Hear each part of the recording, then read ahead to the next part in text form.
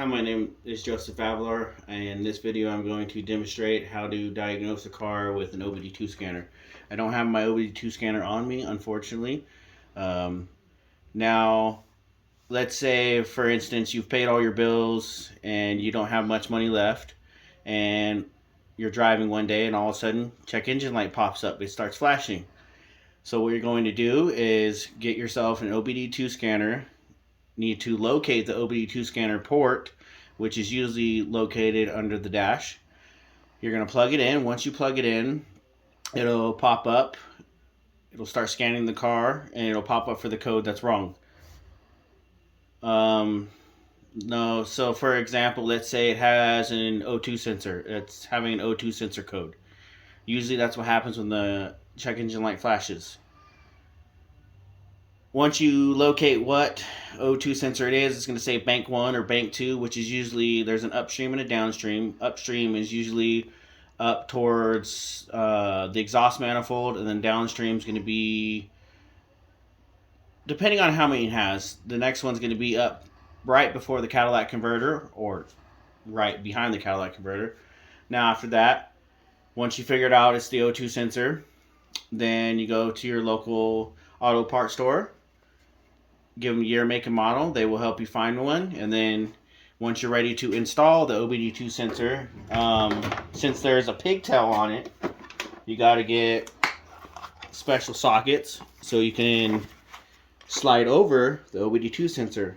Then once you unscrew it out, what you'll do is plug it back in. What you'll do is plug it back in, start the car back up, and see if that check engine light is gone. Now we'll go over the functions of the scanner. I wish I could go in depth of more of this video and actually plug it into an obd2 port and go that way. But on here, simply, this is an obd2 scanner. This is the pigtail on the end. It'll tell you obd2.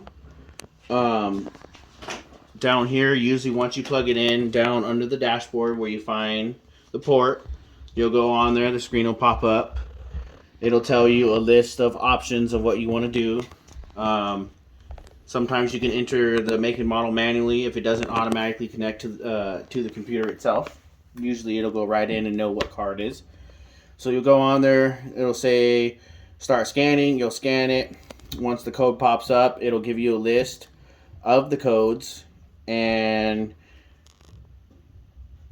since we're saying O2 sensors, like I said, there's bank 1 and bank 2, but on here it'll say upstream, downstream. So click on whatever, it'll tell you whatever one it is. That way you know exactly which O2 sensor to replace. And then, or let's say you're scanning something and you just want to see if you can erase the code. You'll go on there, click on it, hit erase code. It usually will erase the code, and sometimes the check engine light will pop off. And you can drive it, it'll pop back on.